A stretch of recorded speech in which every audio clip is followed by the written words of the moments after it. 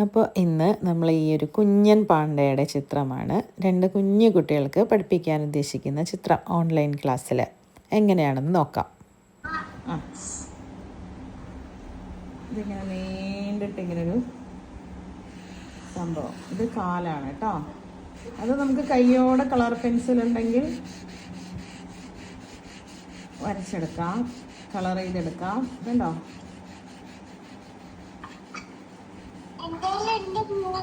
Okay, വരച്ചോട്ടോ.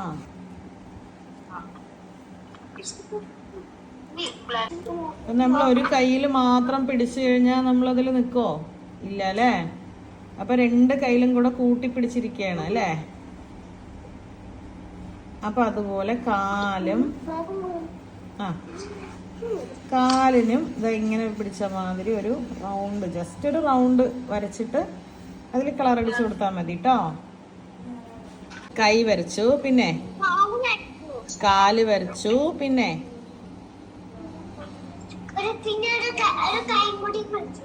ഒരു കൈയും കൂടി വരച്ചു.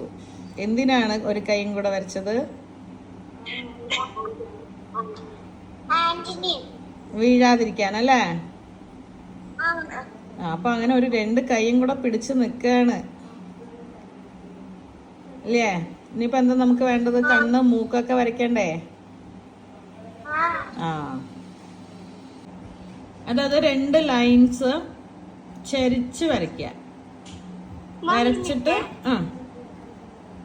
വരച്ചിട്ട് നമ്മൾ അതിന് നീളനെയുള്ള വട്ടം ഇങ്ങനെ വരച്ചിരിക്കുകയാണ്. കാരണം എന്താണെന്നറിയോ?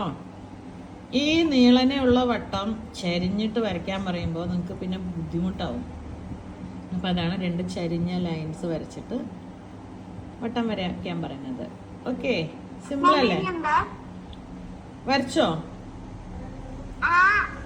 ഓക്കെ. ഇനി അതിനുള്ളിൽ ഒരു കുഞ്ഞി റൗണ്ട് വരച്ചേ. 2 കുഞ്ഞി റൗണ്ട് വരച്ചേ. കണ്ടോ? ഈ റൗണ്ട് ഒഴിവാക്കിയിട്ട് ബാക്കി ഉള്ളിൽ എല്ലായിടത്തും ബ്ലാക്ക് ചെയ്ത് കൊടുക്കുക. കണ്ടോ? അപ്പോൾ റൗണ്ട് മാത്രമേ ഉള്ളൂ നമുക്ക്. കണ്ടോ? 1 2 കണ്ടോ? നല്ല ഭംഗിയായിട്ട് ആ റൗണ്ട് ഔട്ട് സൈഡ് നിൽക്കുന്നുണ്ടോ? അല്ല, ഇൻസൈഡ് നിൽക്കുന്നുണ്ടോ? ഇങ്ങനൊരു സാധനം വരയ്ക്കുക.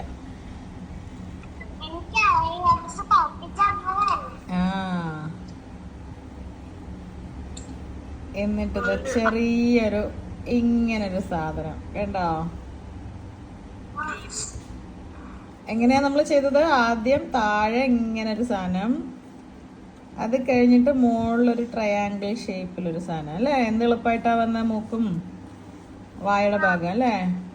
സിമ്പിൾ അല്ലേ? പെൻസിൽ കൊണ്ടാണ് കേട്ടോ. ഈ ലൈൻസ് നമ്മൾ വരയ്ക്കുക. ഇത് കണ്ടോ?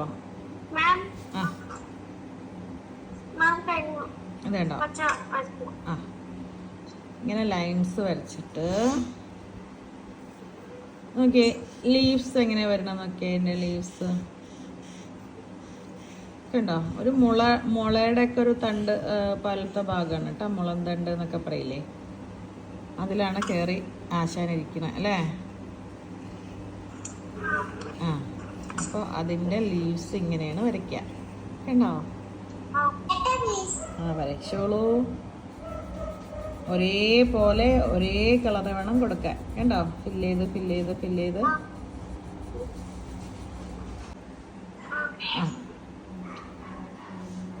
അപ്പം ഇതുപോലെ ഒന്നും കൂടെ വരച്ച് നോക്കുക. അപ്പം ഒന്നും കൂടി നമുക്ക് ഈസിലി ഓർമ്മയിൽ ഉണ്ടാവും അല്ലേ. അപ്പം നമ്മൾ എത്ര ഈസി ആയിട്ടാണ് ഇന്നത്തെ ക്ലാസ്സിൽ പാണ്ടേനെ വരച്ചതെന്നുള്ളത് പഠിച്ചു.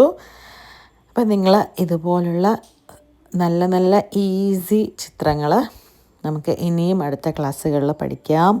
അപ്പോൾ ഈ പഠിച്ച പാണ്ടയുടെ ചിത്രം നിങ്ങൾ ക്ലാസ്സിൽ ഫ്രണ്ട്സുകൾക്കൊക്കെ വരച്ച് കാണിച്ചു കൊടുക്കണം. ഓക്കെ. അപ്പോൾ ഇന്നത്തെ ഈ ക്ലാസ് എല്ലാ കുട്ടികൾക്കും ഇഷ്ടപ്പെട്ടു എന്ന് വിചാരിക്കുന്നു. നെക്സ്റ്റ് ക്ലാസ്സിൽ പുതിയൊരു ചിത്രവുമായിട്ട് കാണാം. Okay then, by.